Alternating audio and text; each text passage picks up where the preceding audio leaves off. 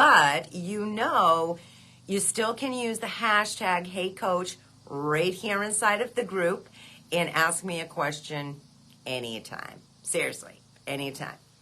You can also ask the community in here because we have so many of you doing some amazing things, and I see a lot of you helping each other out, which is wonderful. All right, so I jot down some notes too because I went over the questions earlier.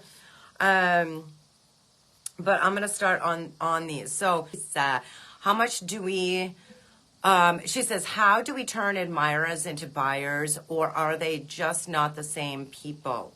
What? You guys have amazing questions. You seriously do. Listen, some people are going to always be just admirers.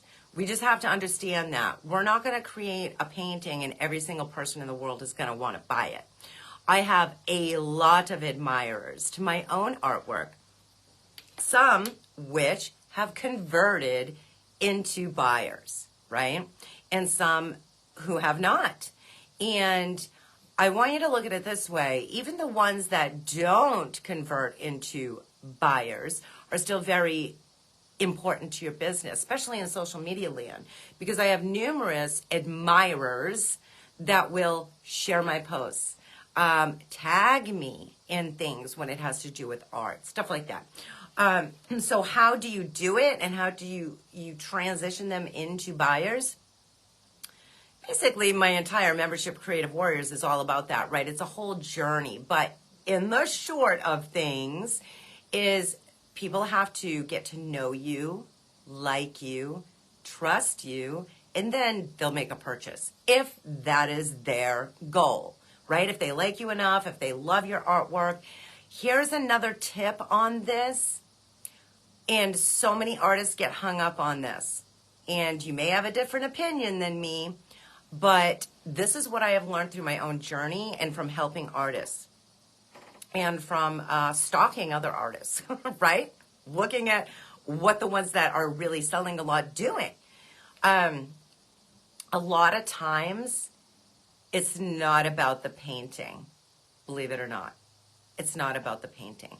A lot of art collectors, buyers, customers, clients, whatever you want to call them. I know we have different names for our people. A lot of them are connected to a piece of art because of you, because they get to know you.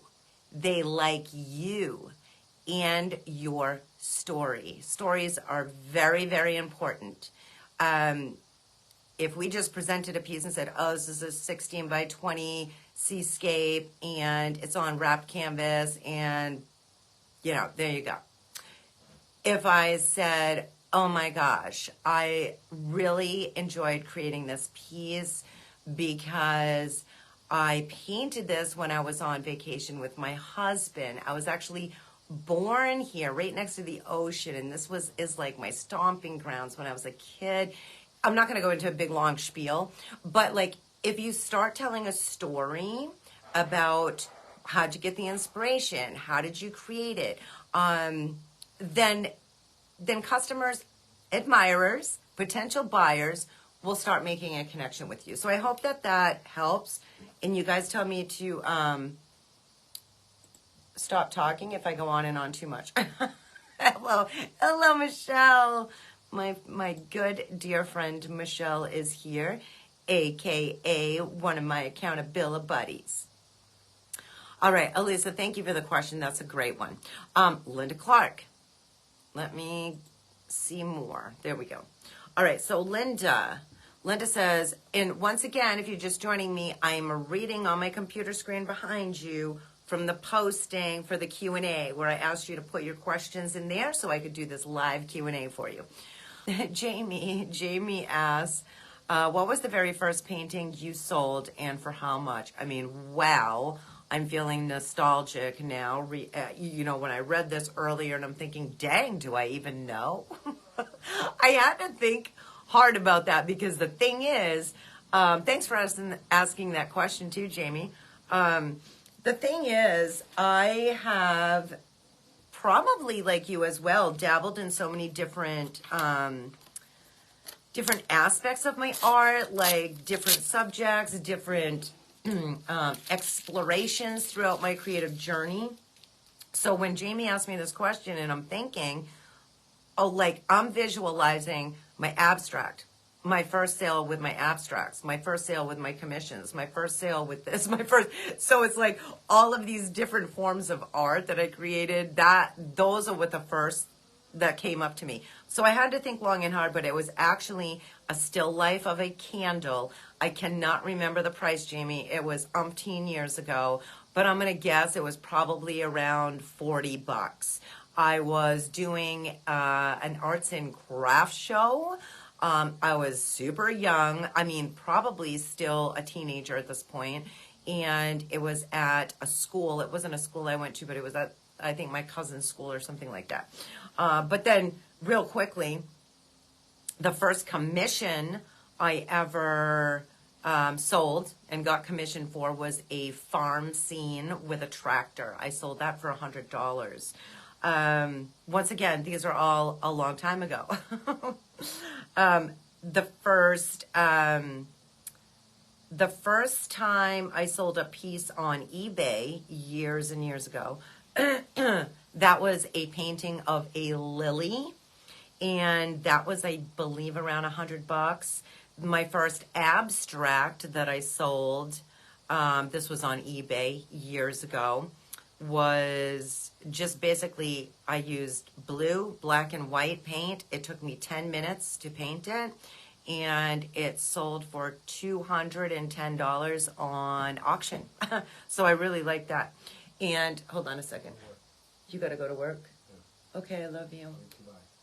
Okay, bye. Just talking to my hubby. He's got to go to work in a snowstorm. We're having a snowstorm here. Oh my goodness gracious. The very first painting that I ever sold on Facebook, and you all know that Facebook's my number one go-to. This is the social platform that I know the most about, and this is how I paid my mortgage and bills every year for 3 months. Let me slow my roll. For 3 years straight with my art income alone. So I really, really love Facebook more than anything else. Did this organically. And my first painting I ever sold through a connection I made on Facebook was of some daisies. And I believe it was $60. All right, so thanks for the question, Jamie. I probably gave too much information, but let's roll on. Okay. Okay, and Jamie also asks, how did you learn the best way to ship your paintings? That's kind of an easy one, trial and error. Trial and error, and a lot of research, and going into forums like what is it? Quora? I don't even know if I'm saying that right. So I would read some things about it there. Also, my postman, Jim, he is now retired, and I'm missing him like crazy because he was like the best postman in the world. Always picked up my paintings, knew when I had shipments to go out, would talk to me. He gave me a lot of tips on packaging my paintings as well, believe it or not. So that was pretty cool. I have this method that I created out of gathering all this information from people and sources. I call it my sandwich shipping method. And I have done numerous lives on my page publicly to show you all how to do that. Plus there's a training inside of Creative Warriors membership on that. So great question, Jamie. Thank you for that. Juanita. Hey, Coach. How do you know when you're ready to start selling your art? I love this. I love it. And I would love for you all to chime in if anybody has any ideas for her. And I'll tell you what mine are. But you go ahead and jump in. If anybody has any ideas, what to tell Juanita? Then I'll give my 2 cents.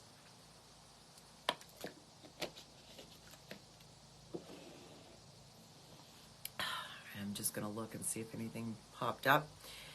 And if not, no big deal. We will just keep rocking and rolling. Okay. Juanita.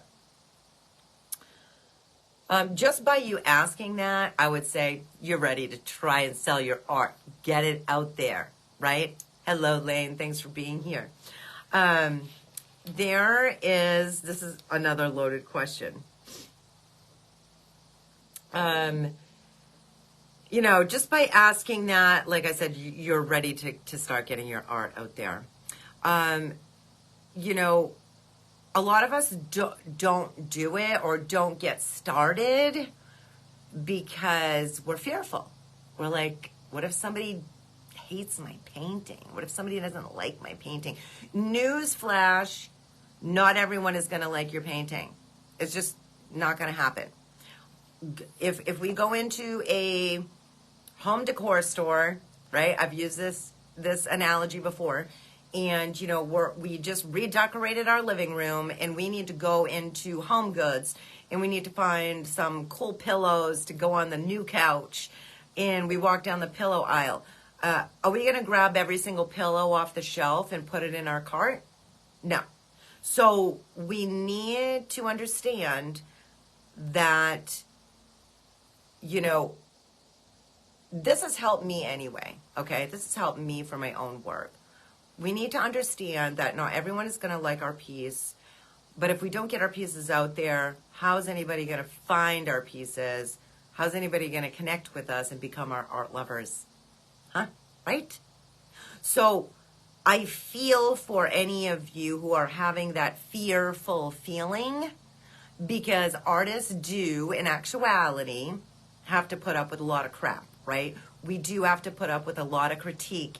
And a lot of times from people that don't really know how to create art. They're not artists themselves, but they're the first to be like, oh, I don't think that's very good. Or you should have done it this way or that way, right?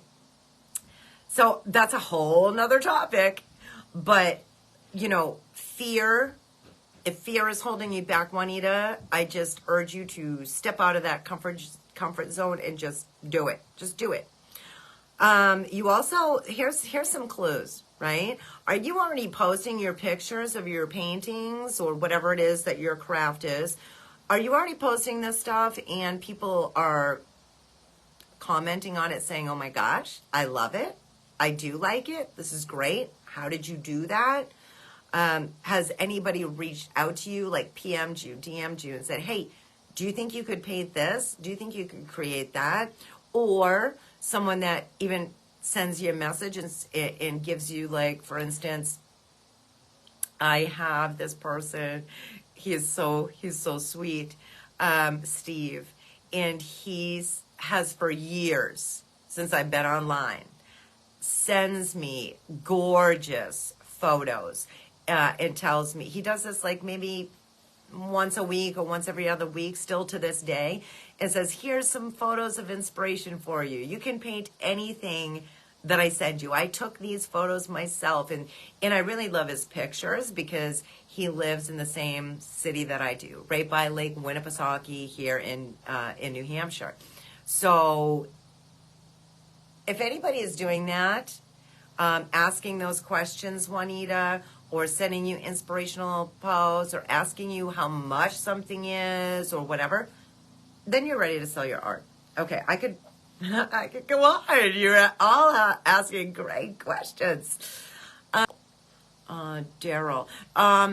Daryl is next under here, but at the same time I was going through these, Lane had PM'd me with some questions. I'm just going to answer that really quick. So Lane was asking about shooting photos with, I think she has a Canon camera in JPEG or RAW. And I am not a photographer, okay? What I usually do is I will just shoot mine in JPEG.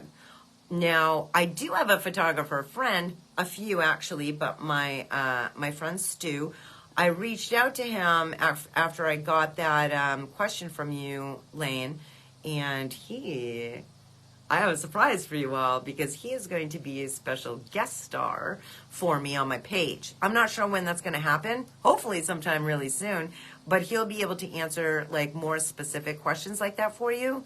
But that's what I do. I use my phone. Hear me out here. I use my phone, like I said in the trainings. I use my phone 99.9% of the time when I'm taking my pictures of my art, whether it's going on my website, social media, wherever the heck I'm putting it. If I needed to make prints, right? If you're the type of artist that wants to do prints, then you're going to need nice high resolution photos of your art. So in which case you may want to use your Canon or your Nikon or something like that.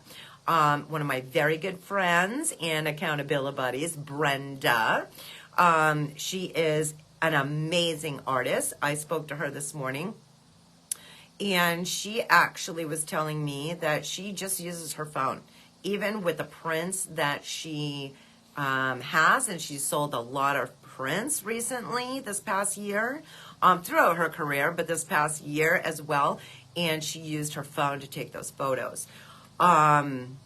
Anyway, so I hope that helps out a little bit, Lane. We can talk more about that. I know you're a creative warrior, so you can also ask inside of our Creative Warrior membership, anything like that that you need help with. Okay, Daryl, if a potential customer likes your painting and asks for the price, if a potential customer asks, you guys, let me take another drink of my coffee. And then my water. And now let me read your question, Daryl. If a potential customer likes your painting and asks for the price, then backs out, how do you handle that? Ooh, I know it's kind of like a shot in the heart, right?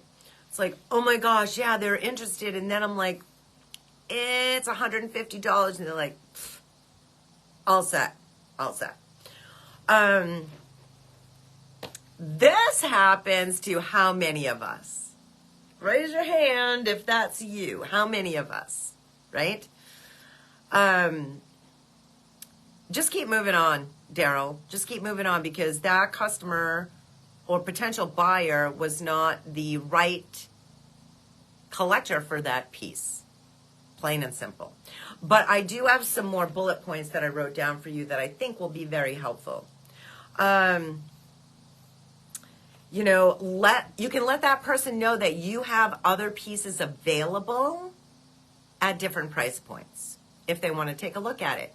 You know your artwork better than anyone else. So if they're looking at, a still life, and then you have less expensive still lifes that are maybe smaller pieces or didn't take you as long to paint, you could suggest that.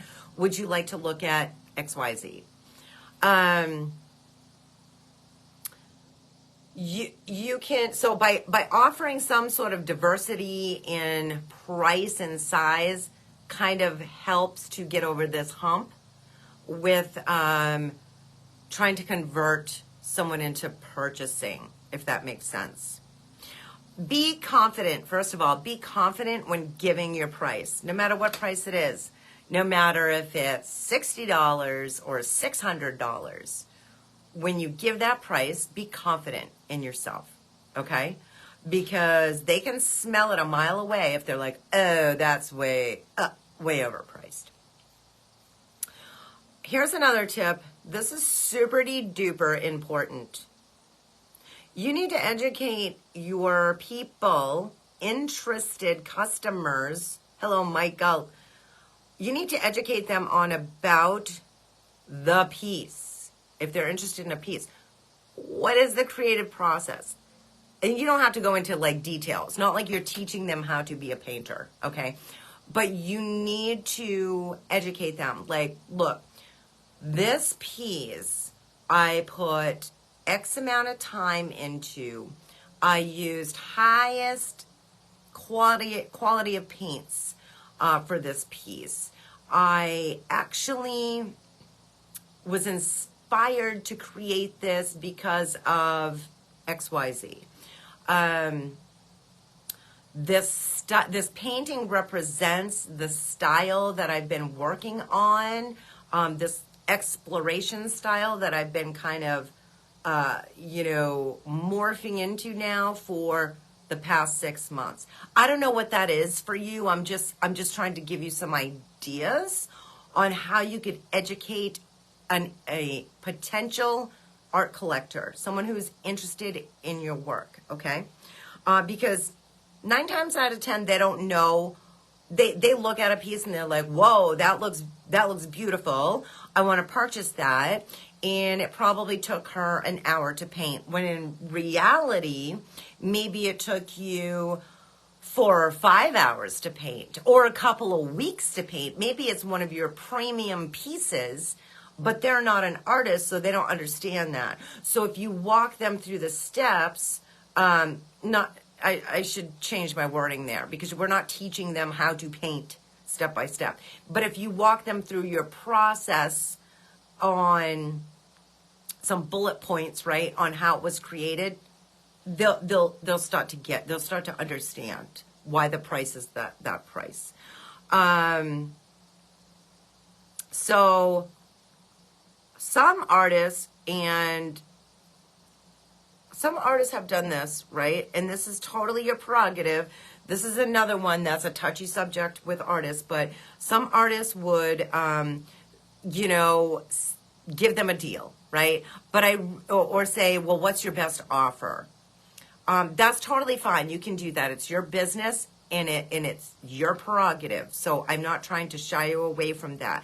But I still want you to stand tall within your own art business and yourself, and know that if this is the price you want, then that's the price that you should be getting, and stand firm with that. If it is a piece that you're like, yeah, I'm fine with shaving a little bit off, then you do it. It's totally up to you. But in the whole scheme of things here, if someone is just like balking at it, Daryl, and they just are like, no, and they're asking you things to lower the price and stuff like that, and you really don't want to do it, don't waste your time. Just say, I'm always creating. Please keep your eye out in my group or wherever they're following you.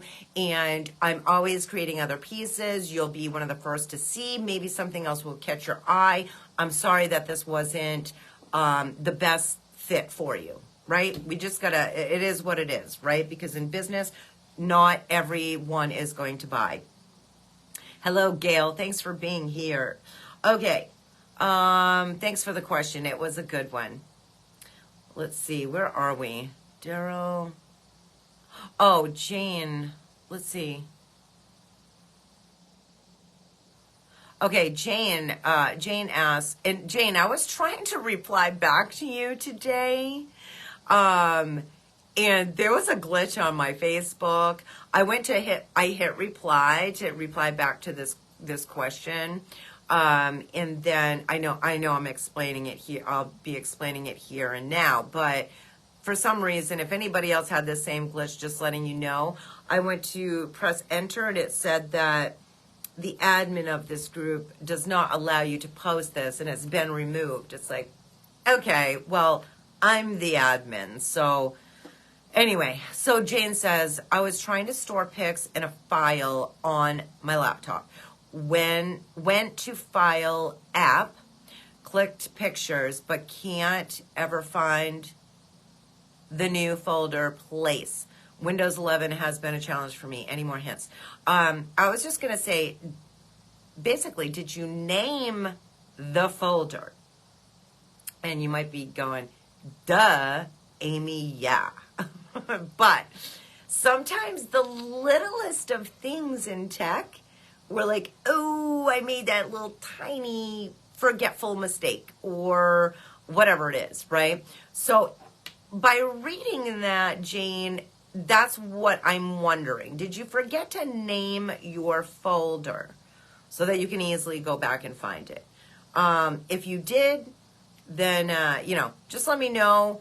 And I know that you said you were going to investigate further as well. So I hope that you find that. All right, so let's see. And If not, then ask for help in here and I'll see what else I can do. You can also, like, you know, put a screenshot of what you're seeing when you go to your files or your pictures. Maybe I could see what you're seeing and might be able to help you more there. All right. So let me move down here. Okay, so Kellen says, in your Creative Warrior membership, do you teach us the process of setting up these mini courses? Team Red. By the way, Team Red is killing it. I mean, look at this. This right here, this is what I've written down today for Team Red. And some of you may in blue, I'm sorry, you're empty today, unless I missed it. I will go back and check. Big shout out to Jane Osborne. You're over here giving Team White some points. So Kellen, that is not really what my membership is focused on. But let me think. Let me think how I can explain this and what I can tell you. So Creative Warriors is about how to market your paintings online organically. I do teach you all the different ways that I have made money with my art online, and different ways that you can diversify to make money with your art, right? So I teach you like all kinds of shows, like art shows, solo shows, collaborative shows.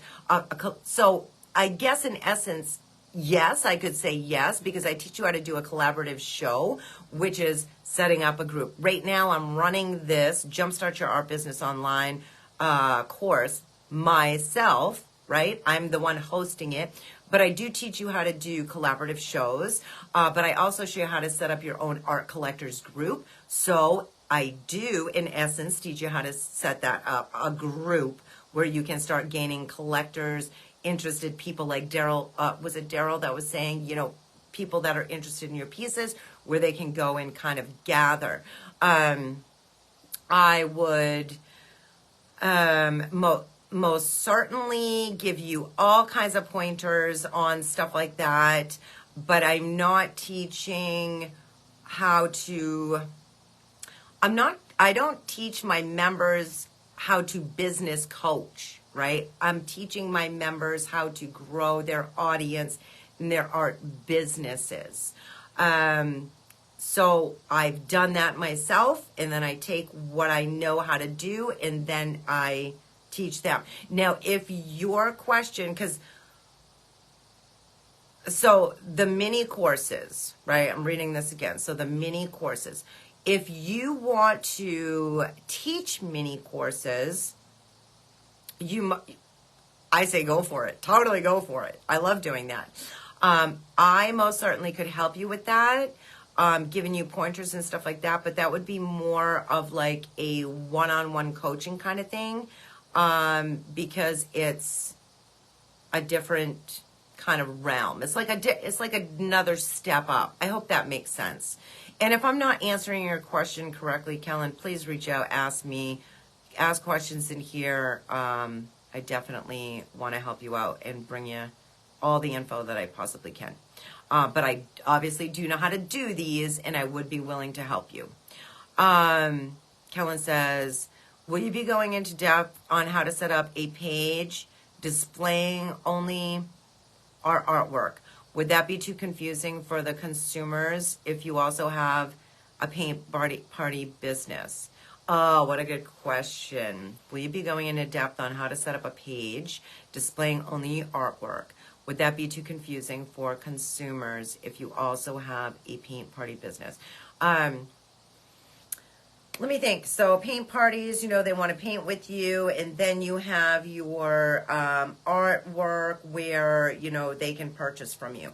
There's like, Kellen, you and I can be really good friends, because when I set up Amy Parker Art, I was showing my paintings. I was painting on camera. I was growing a collector base. Once I did that, and I had success doing that for a few years, then I started to pivot my business to help other artists learn how to do that. So on Amy Parker Art, and my friend Brenda and my friend Michelle is on here. I know they're probably like, I know all about that, Amy. Sometimes we struggle with what should we do market-wise when we're pivoting, right? Because I still have a lot of art collectors that follow my page and jump on my lives here and there, things like that. But mostly my own personal customer base now are artists and attracting artists. So those are two different customer bases. I do have other pages that I did set up to separate those, right?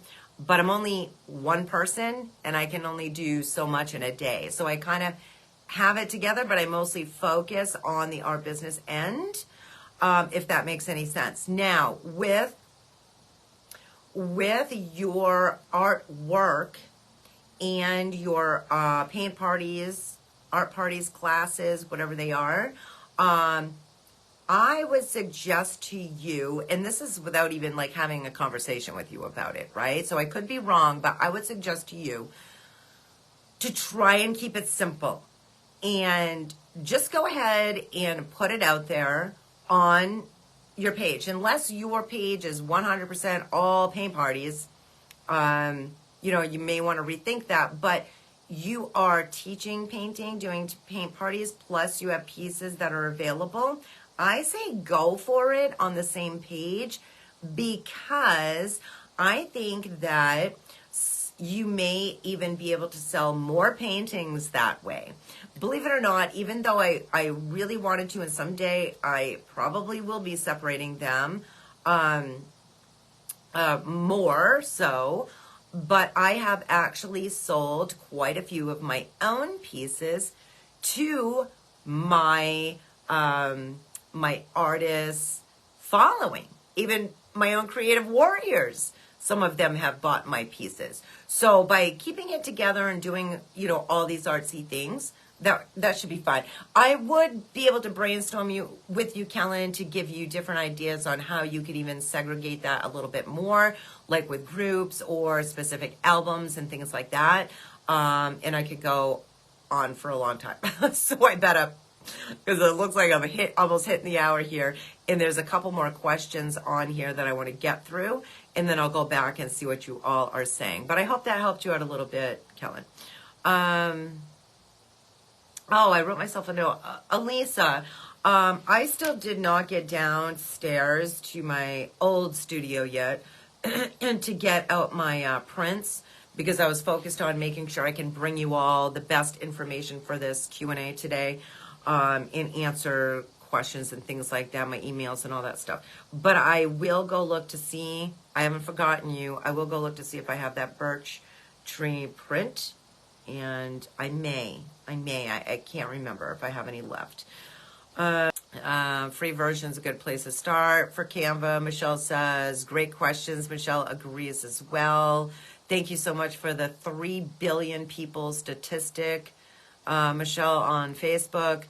And she's totally right. We don't need to be number one. We just need a handful of people. Let me say something on this too, right?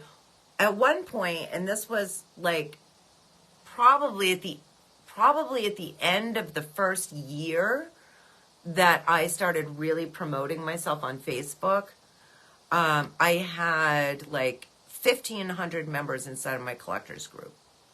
And I have then since weeded it out, because I try and clean it up once in a while. I show you how to do that in Creative Warriors as well.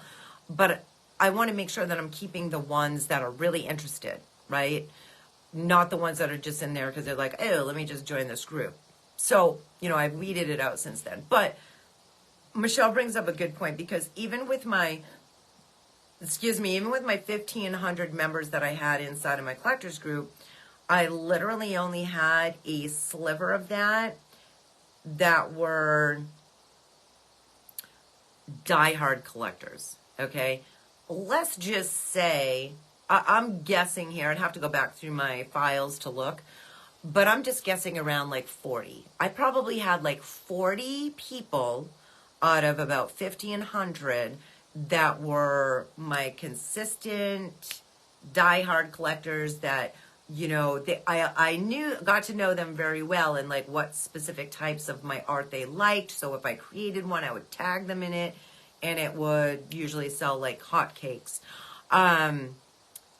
But so that's just to give you a little perspective, like, you know, if you're thinking about selling your paintings, starting an art business, building an art collector base and stuff like that, in actuality, you don't even need that many people who are your art lovers who purchased your work.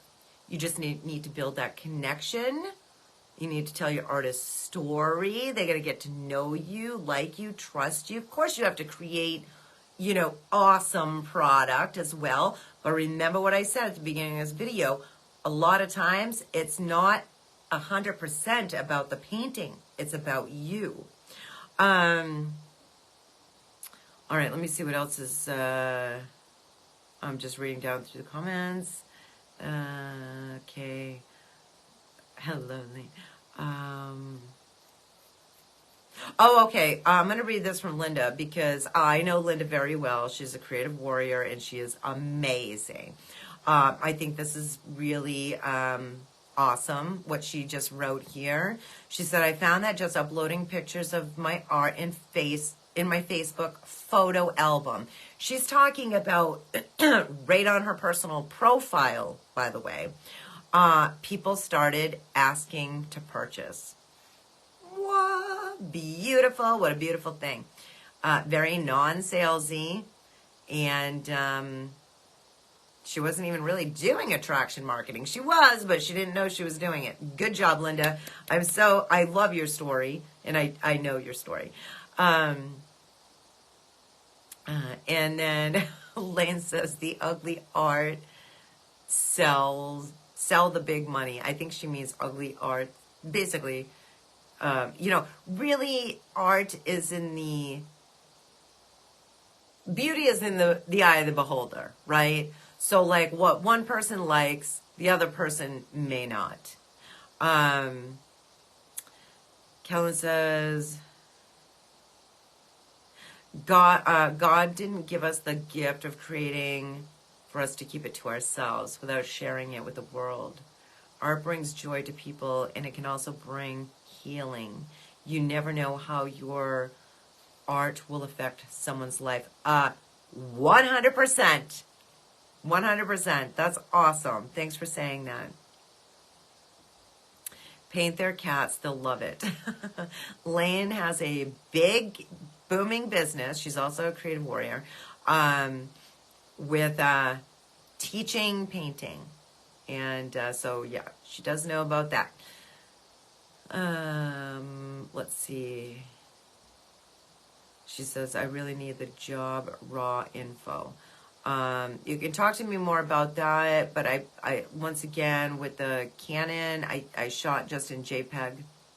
Oh, you do large prints. So yeah, the thing is with that is trying to blow them up like bigger than your actual painting. You might lose some resolution there. So, you know, when I have my special guest star on speaker, he is a very well-known professional photographer. He'll be able to answer all these questions. So, you know, I'm never going to just throw out answers for you if I don't know them.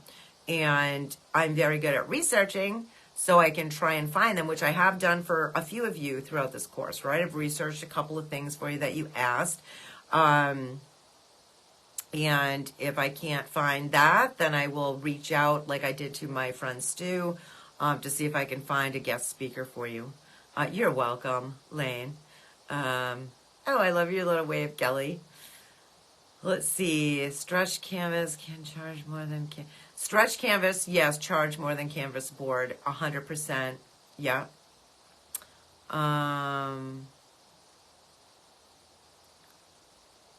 Yes, right. Okay, so Lane was just giving some ideas for what she was thinking. This painting was published, award-winning, well sought after. Jane says, thanks for answering. Didn't name the folder, I guess. Awesome. I mean, that's awesome, Jane, because it's such an easy fix. Easy fix. You are welcome, Daryl. Lane, another red, right? She's like, red here. I know I'm going over a little bit, you guys. I'm almost done. I'll wrap up in a moment, but I just want to make sure I'm not missing anything that you're saying.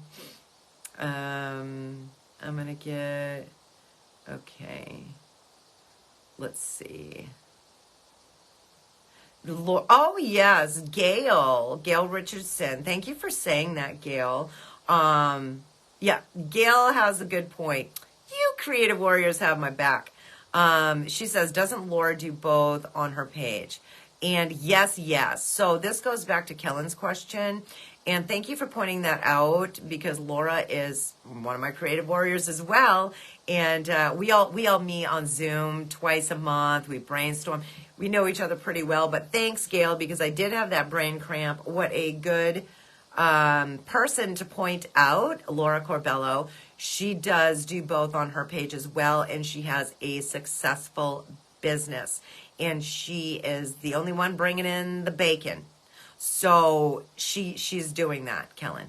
So hopefully that will give you a little more insight for your decision on what to do with that. Jane, I'm not really sure because I can't remember what I was talking about at that moment because I'm scrolling right now to try and read your previous comments. But Jane says, tried to send the pin with the URL. Just reach out to me because I'm getting a brain cramp. Just reach out to me. If you need me to, I can make another Loom video or something. Okay. Lane says quality over quantity. You know, it depends, right? I mean, I told you guys, I paid my mortgage and bills for 3 months, selling quick, fast, loosely painted paintings. I mean, I was selling those pieces for under $100 for the most part. My quickest selling price was like $60, between like $60 and $80. And could I have put more quality time into it? Yeah. But I was still creating a beautiful piece of art, but just quick and fast and loosely. And last night, if you missed my live on my page, I gave you some tips on that. But in general, yes, I think that most people do want to purchase quality over anything else. So, you know, it's all about how you present it to the world too. And it's not like I was painting bad quality paintings. I was just painting loosely style, which did not take me long at all to paint, mostly with fluid type of paints. Sometimes I would embellish with my heavy bodied paints, in which case I would jack the price up a bit because, you know, how to pay for more of that type of material. Let's see. What is the Loom thing, Linda says, and why is that a better app to use? I actually have just started using Loom this year. I think maybe like in August. I don't use it often, but it is a pretty good app. I don't have the paid version of it right now. I just have the basic free version. Sometimes I get glitches when I'm recording for you all on my Zoom or my StreamYard. Typically it's Zoom with you trying to see like my files on my hard drive. If anybody knows the around for that, let me know. But if any of you paid attention, I know some of you paid attention because you PM'd me about it.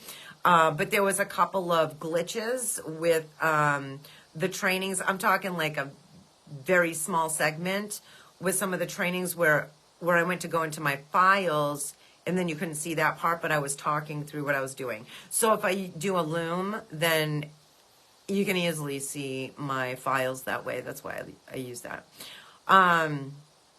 Jane says, I have a brain cramp too. The storm's been a bear. Oh, jeepers creepers. So have cabin fever too. Be safe in the storm, folks. Oh, thank you, Jane. You too. I mean, when I saw your picture, I'm like, OMG, it looks like she lives in Alaska, like those shows Tim watches where they're trying to like survive through climbing up icebergs and this and that. It was bad. We got a storm today too, but the snow is not as high up on my window as Jane's picture. So stay warm, make another fire. But that's why I love to connect with you all during this type of year too, because I am one of those people that I do get seasonal depression. So if I'm not, if I don't have something to focus on, then it makes it worse. So I try and make sure my lights are on. I'm riding my elliptical because I usually like to walk every single day, but I'm not going to go out and walk in sleet, snow, freezing rain, that stuff like that. So I'll run on my elliptical for a while and have stuff like this to do with you, like Jumpstart Your Online Art Business. I put my time into Creative Warriors, and I'm so excited to offer you the paid course that I will show you, talk to you about on Sunday night as well.